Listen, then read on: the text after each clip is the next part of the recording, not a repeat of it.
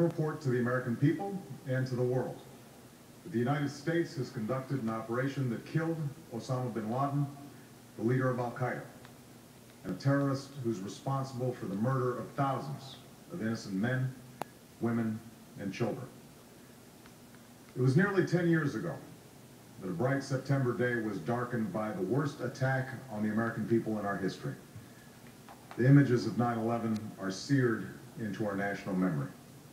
Hijacked planes cutting through a cloudless September sky, the Twin Towers collapsing to the ground, black smoke billowing up from the Pentagon, the wreckage of Flight 93 in Shanksville, Pennsylvania, where the actions of heroic citizens saved even more heartbreak and destruction.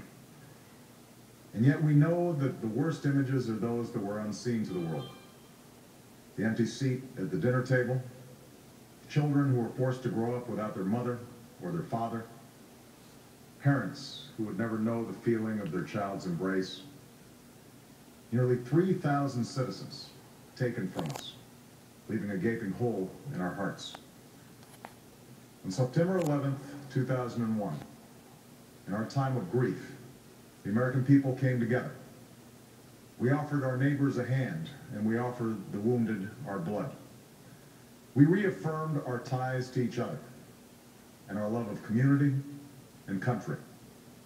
On that day, no matter where we came from, what God we prayed to, or what race or ethnicity we were united as one American family. We were also united in our resolve to protect our nation and to bring those who committed this vicious attack to justice.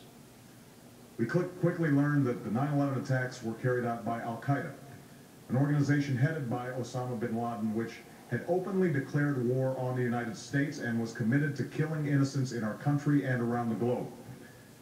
And so we went to war against Al-Qaeda to protect our citizens, our friends, and our allies. Over the last 10 years, thanks to the tireless and heroic work of our military and our counterterrorism professionals, we've made great strides in that effort. We've disrupted terrorist attacks and strengthened our homeland defense. In Afghanistan, we removed the Taliban government, which had given bin Laden and Al-Qaeda safe haven and support. And around the globe, we worked with our friends and allies to capture or kill scores of Al-Qaeda terrorists, including several who were a part of the 9/11 plot. Yet, Osama bin Laden avoided capture and escaped across the Afghan border into Pakistan. Meanwhile, Al-Qaeda continued to operate from along that border and operate through its affiliates across the world. And so shortly after taking office, I directed Leon Panetta, the director of the CIA, to make the killing or capture of bin Laden the top priority of our war against Al-Qaeda, even as we continued our broader efforts to disrupt, dismantle, and defeat his network. Then, last August, after years of painstaking work by our intelligence community, I was briefed on a possible lead to bin Laden. It was far from certain, and it took many months to run this thread to ground. I met repeatedly with my national security team as we developed more information about the possibility that we had located bin Laden hiding within a compound deep inside Pakistan. And finally, last week, I determined that we had enough intelligence to take action and authorized an operation to get Osama bin Laden and bring him to justice. Today, at my direction, the United States launched a targeted operation against that compound in Abbottabad, Pakistan. A small team of Americans carried out the operation with extraordinary courage and capability. No Americans were harmed. They took care to avoid civilian casualties. After a firefight, they killed Osama bin Laden and took custody of his body. For over 2 decades, bin Laden has been Al-Qaeda's leader and symbol, and has continued to plot attacks against our country and our friends and allies. The death of bin Laden marks the most significant achievement to date in our nation's effort to defeat Al-Qaeda. Yet his death does not mark the end of our effort. There's no doubt that Al-Qaeda will continue to pursue attacks against us. We must, and we will, remain vigilant at home and abroad. As we do, we must also reaffirm that the United States is not and never will be at war with Islam. I've made clear, just as President Bush did shortly after 9/11, that our war is not against Islam. Bin Laden was not a Muslim leader. He was a mass murderer of Muslims. Indeed, Al-Qaeda has slaughtered scores of Muslims in many countries, including our own. So his demise should be welcomed by all who believe in peace and human dignity.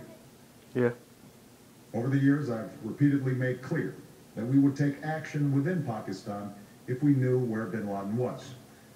That is what we've done. But it's important to note that our counterterrorism cooperation with Pakistan helped lead us to bin Laden and the compound where he was hiding. Indeed, bin Laden had declared war against Pakistan as well and ordered attacks against the Pakistani people. Tonight, I called President Zardari, and my team has also spoken with their Pakistani counterparts. They agree that this is a good and historic day for both of our nations. And going forward, it is essential that Pakistan continue to join us in the fight against Al-Qaeda and its affiliates. The American people did not choose this fight.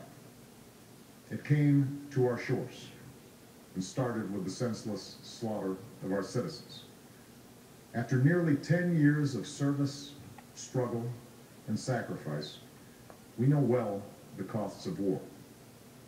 These efforts weigh on me every time I, as Commander-in-Chief, have to sign a letter to a family that has lost a loved one, or look into the eyes of a service member who's been gravely wounded.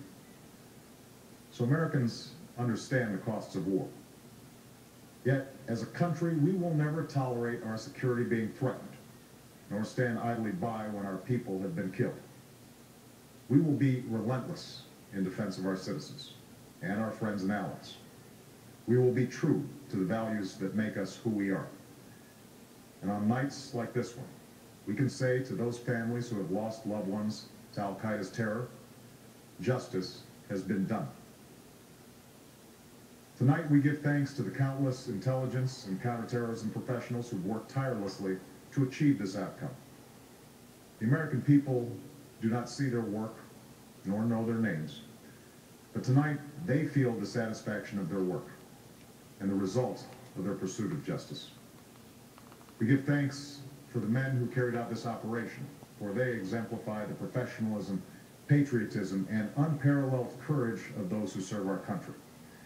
And they are part of a generation that has borne the heaviest share of the burden since that September day. Finally, let me say to the families who lost loved ones on 9/11 that we have never forgotten your loss, nor wavered in our commitment to see that we do whatever it takes to prevent another attack on our shores. And tonight, let us think back to the sense of unity that prevailed on 9/11. I know that it has at times frayed, yet today's achievement is a testament to the greatness of our country and the determination of the American people. The cause of securing our country is not complete, but tonight we are once again reminded that America can do whatever we set our mind to. That is the story of our history. Whether it's the pursuit of prosperity for our people or the struggle for equality for all our citizens, our commitment to stand up for our values abroad, and our sacrifices to make the world a safer place. Let us remember that we can do these things not just because of wealth or power, but because of who we are. One nation, under God, indivisible, with liberty and justice for all. Thank you. May God bless you. And may God bless the United States of America. President Obama at the White House